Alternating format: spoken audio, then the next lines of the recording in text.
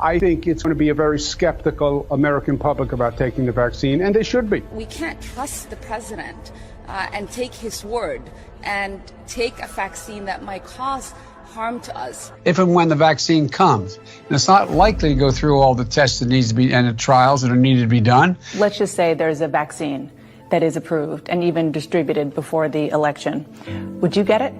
Well, I think that's going to be an issue for all of us. When we finally do, God willing, get a vaccine, who's going to take the shot? Who's going to take the shot? We will need to have access to the vaccine results so we can make our independent assessment to make sure that Donald Trump's fingerprints are not on it. You can be the first one to say, sign me up.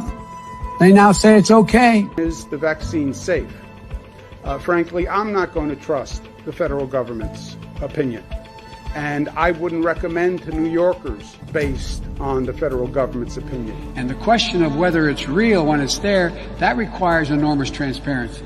Would you trust that vaccine? There's very little that we can trust that comes out of Donald Trump's mouth. We cannot take for granted this process will be free of political influence. I don't trust the president, and I don't trust the FDA. If Donald Trump can't give answers and his administration can't give answers to these three questions, the American people should not have confidence. You're going to say to the American people now, here's a vaccine, it was new, it was done quickly, but trust this federal administration and their health administration that it's safe? I will say that I would not trust Donald Trump. How confident are you in the approval process of the FDA right now? How confident am I?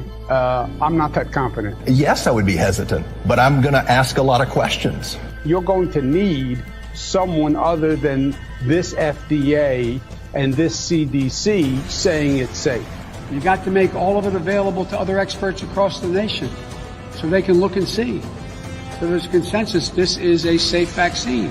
What I'm worried about is that there's some sort of October surprise and that there is a pressure put on the decision makers here to announce a vaccine in October of 2020. We're going to put together our own group of doctors and medical experts to review the vaccine and the efficacy and the protocol. And if they say it's safe, then I'll go to the people of New York and I will say it's safe. But if Donald Trump tells us that we should take it, I'm not taking it.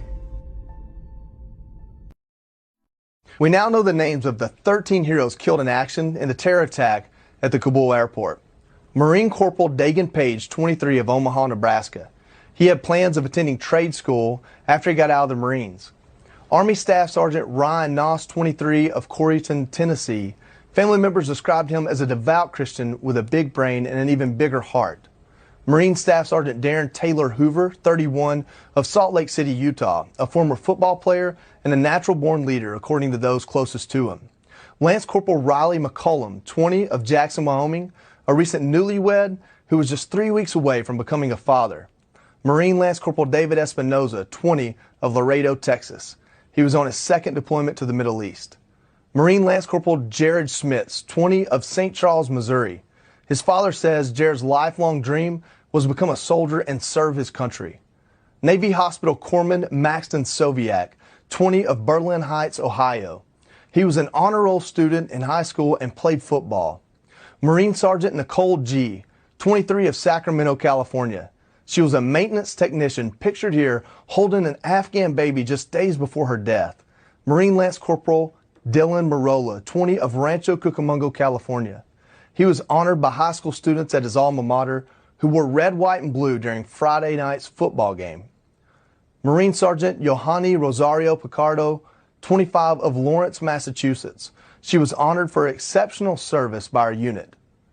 Lance Corporal Hunter Lopez, 22, of Indio, California.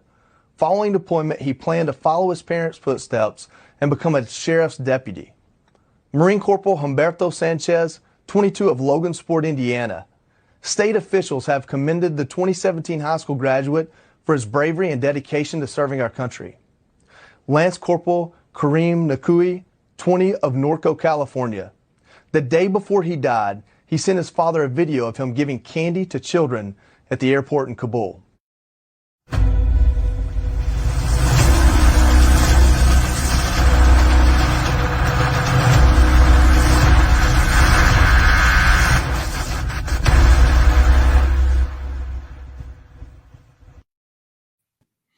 All right, ladies and gentlemen, welcome to the Wayne Dupree Show. I'm your host, Wayne Dupree, and we have Blue up here, Leah Bella. What's up, A lot Lee? of blue. There's a lot of blue up here, actually.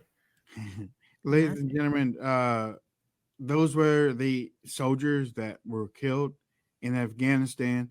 When I said I won't forget it, I'm not forgetting it. Mm-hmm. We have yet. I mean, the Biden administration has yet to revenge their deaths. They dropped a bomb a couple days later or 2 days later, but that killed children. So and then they said it was. What do we have to talk about, Wayne? If COVID was gone, what would we be talking about today? Honestly, right? Afghanistan, right? And the debacle, and how there's people still over there. Mm-hmm. He mandated his way out of Afghanistan. It's just one of those tricks that I always say the GOP and the conservatives don't know how to play the game. Right. Do not know how to play the game. This is the game. This is the. And said the scientists argued that booster shots are not needed in the general population since vaccines still remain highly effective at preventing severe illness and death.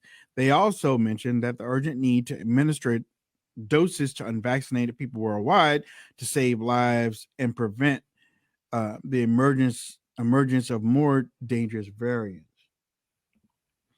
That doesn't make sense. Yeah, the review comes as the U.S. nears the Biden's administration's proposal to start a booster shot rollout. When is that? This week or next week? Supposed to be September 25th, I think. Yeah, next week. No one wants him to do this. Right. Israel was on their 4th booster shot. Well, yeah, on their 4th shot, 2nd booster. We've got an issue here. That's a canary in a coal mine, isn't it? Israel is a canary in a coal mine by screaming to us, hey, we're on our 4th shot. We're on our 2nd booster. It's still not working. Let's see. Why are the nurses walking off their jobs? Yeah, they don't want to get the vaccine because they understand that this is primarily early treatment works. They're afraid of what could happen. I watched a woman last night talk about the vaccine and how she's being asked by pregnant women or women that want to get pregnant later on that they're worried about what will happen years from now with the side effects. And she was a liberal, bleeding heart liberal. And she says to them, oh, you can't worry about side effects. Look, whenever you get vaccinated, the babies are coming out okay. You're coming out okay. There's no preterm, I guess, pregnancies or going into labor. Everything's fine. But what she skipped over was the fact that we don't know what happens in women's bodies after we get the vaccine 10 years from now. Nobody can answer that question. And I think that that's what the biggest concern is for most people that don't want to get vaccinated. And why is that being ignored? I'll never understand that. So the point of the story is we don't know what can happen with these vaccines. We don't know what can go on with the vaccines if something happens to you later on in life. There's no 10-year studies. And I think that that's the biggest concern. I actually wanted to start a TikTok that brought the left and right together. I know that sounds crazy, right? To bring the right and left together and say, hey, let's have a talk. Let's hear why you think we should get the vaccine and why you think that we shouldn't, and have a real talk to where we can actually come together and understand where we are. Because I think that we're just talking at each other and not to each other. Because from what the liberal lady said last night, she did not explain it at all right. And she knew it. And she knew she was caught up because she couldn't prove that later on in life that you could give birth to a child without defects if you get the vaccine. She can't prove that. And that's what her friends are afraid of, Wayne. They said, if I get the vaccine right now and I get pregnant 5 years from now, could there be an issue with the child? Could there be child defect because of the RNA that's in my ovaries? She couldn't answer it. She stepped around the question and said, well, babies are being born now and they're fine and women have the vaccine. That's not what we're asking. It's not what we're asking.